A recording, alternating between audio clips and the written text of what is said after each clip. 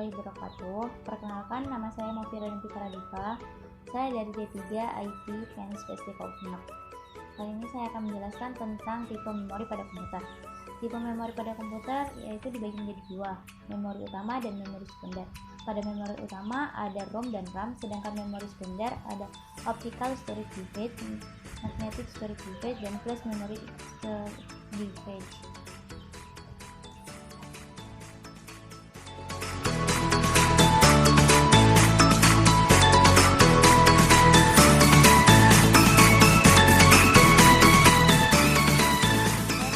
Pada bagian ROM atau read only memory.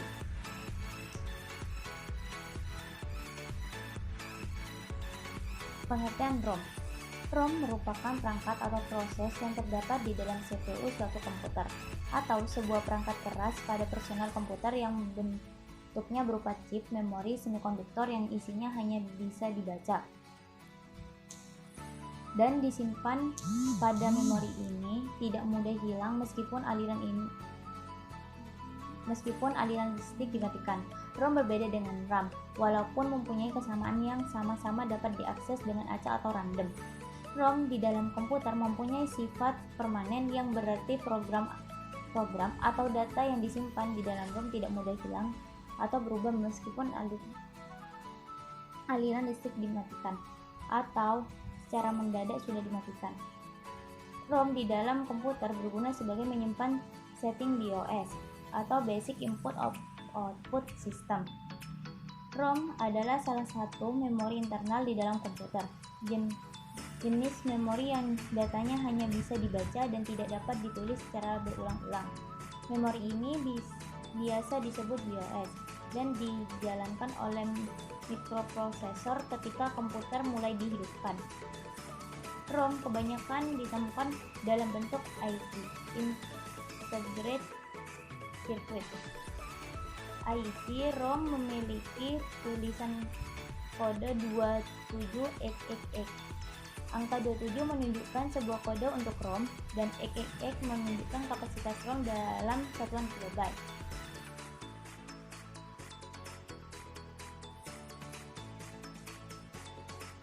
Selanjutnya, pada fungsi ROM. Salah satu fungsinya adalah pada saat sebuah komputer dinyalakan, BIOS dapat langsung dieksekusi dengan cepat tanpa harus menunggu untuk menyalakan perangkat media penyimpanan terlebih dahulu, seperti yang umum terjadi pada alat penyimpan lainnya selain dari ROM. Selain itu, pada umumnya ROM biasa digunakan untuk menyimpan firmware, yaitu perangkat lunak yang berhubungan erat dengan perangkat keras.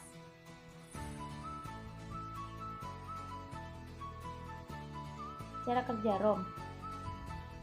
Cara kerja ROM adalah input device dalam bentuk data diteruskan oleh ROM menjadi informasi yang akan ditampilkan melalui output device.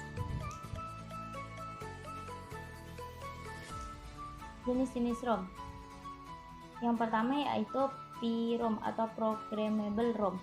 Programmable ROM adalah suatu bentuk memori digital di mana setiap bit setting terkunci oleh sekring atau antivirus. PROM digunakan untuk menyimpan program secara permanen. Biasanya perangkat ini menggunakan tegangan tinggi untuk secara permanen menghapus memori dalam chip. Akibatnya sebuah PROM hanya dapat diprogram satu kali. Beberapa desain ROM memungkinkan data di-reload oleh user,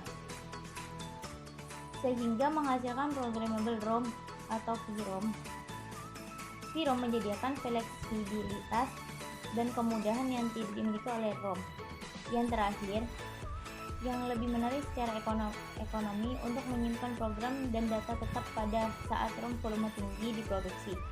VROM menyediakan pendekatan yang lebih cepat dan lebih murah ketika dapat diprogram langsung oleh user. Yang kedua, RPROM, Reprogrammable ROM. RPROM, Reprogrammable ROM merupakan perkembangan dari versi VROM, di mana kita dapat melakukan perubahan berulang kali sesuai dengan yang diinginkan. EPROM, Erasable Programmable ROM.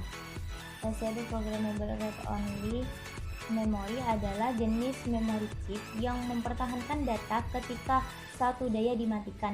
Dengan kata lain, itu adalah non-volatile.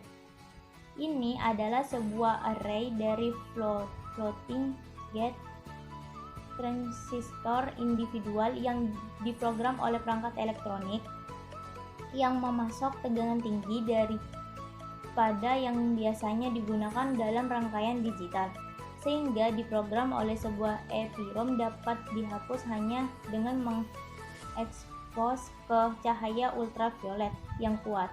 Sinar UV yang biasa memiliki kepanjangan gelombang 253,7 mm untuk penghapusan optimal waktu dan termasuk dalam kisaran UVC, sinar UV.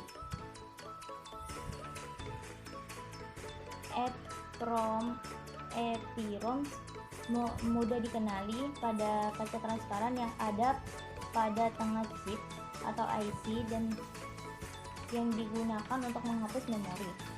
Kelebihan dari EPROM, virus tidak dapat merusak sebagian atau keseluruhan isi dari program yang disimpan di dalam BIOS tersebut. Isi dari program BIOS ini baik sebagian maupun keseluruhannya tidak dapat dirusak atau diubah oleh pulsa listrik selama stiker yang terdapat pada BIOS tersebut tidak cacat atau rusak. Nah, sedangkan kelemahannya yaitu tidak dapat di-upgrade atau dimodifikasi secara umum isi dari program BIOS tersebut, baik itu